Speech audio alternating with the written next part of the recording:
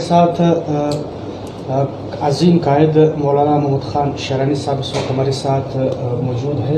ان کی کافی گہری نظر ہے بین الاقوامی سیاست کو. تو ان سے پہلا سوال یہ پوچھتے ہیں مولانا صاحب، یہ بتائیے کہ جنگ اسرائیل جو اس وقت یہ جاری ہے، مگر میڈیا پر یہ دکھایا جا رہا ہے کہ اسرائیل اور حماس کی لڑائی جاری ہے، حالانکہ جنگ اسرائیل اور فلسطین کے مابین جاری ہے.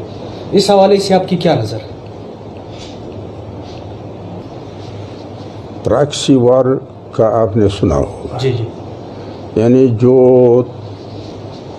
قوتیں ہیں پنجہ آزمائی ان کے آپس کی ہوتی ہے، لیکن اس کو جو عنوان اور خول دیا جاتا ہے وہ یا قومیت کا ہوتا ہے یا مذہب کا ہوتا ہے یا حقوق کا ہوتا ہے یا کچھ بھی ہوتا ہے. ایک زمانے میں افغانستان کے جو طلباء برسر پیکار تھے تو ایک موقع پہ انہوں نے مجھ سے کہا کہ ہم افغانستان میں پراکسی چریکی جنگ کرتے ہیں. چریکی. تو میں نے ان سے کہا کہ تمہیں پتہ ہے کہ چریک کس چیز کو کہتے ہیں؟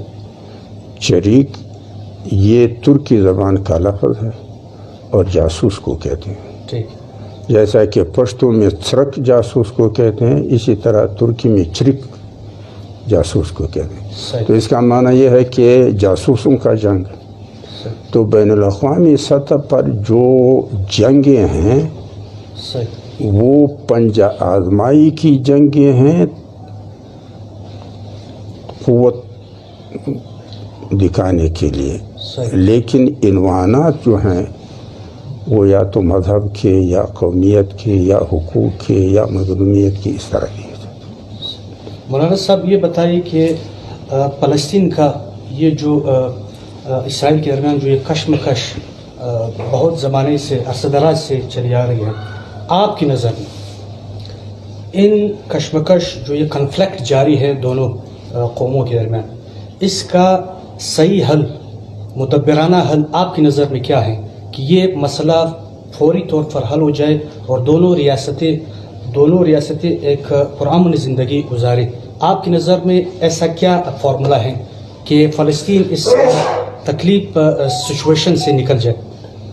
اب میرے خیال میں نئے فارمولوں میں شاید اتنی جان پڑ جائے یا نہ پڑ جائے، لیکن میں سمجھتا ہوں کہ جو بالفور فارمولہ ہے جی، جس میں دو ریاستوں کی تجویز تھی کہ مغربی فلسطین میں چونکہ اسرائیل کی اکثریت، یہود کی اکثریت ہے، وہ اسرائیلی ریاست اعلان بھی ہو جائے اور اقوام متحدہ اس کو تسلیم بھی کرے، اور جو مشرقی حصہ ہے فلسطین کا وہ فلسطینی ریاست کا اعلان کیا جائے اور اقوام متحدہ اس کو تسلیم کرے. یروشلم جو ہے وہ چونکہ تمام مذاہب کے مقدسات اور متبرکات وہاں پہ ہیں، وہ اقوام متحدہ کے تحویل میں اوپن شہر ہو، اس میں یہود، عیسائی اور مسلمان برابر کے حقدار ہیں وہ ہو جائیں. لیکن اس زمانے میں پتہ نہیں کہ کون سے وجوہات تھے کہ اسرائیل نے تو 1948 میں اپنے ریاست کا اعلان بھی کیا اور اس کو تسلیم بھی کیا گیا، لیکن فلسطین نے اس تجویز کو فلسطینیوں نے اس لیے مسترد کیا کہ فلسطین کے رقبے کا 56% اسرائیل کو دیا گیا ہے اور 44% حصہ ہمیں دیا گیا، جو ہمارے حصے کے نسبت سے کم ہے. یعنی رقبے کی ملکیت کے حوالے سے تنازع تھا.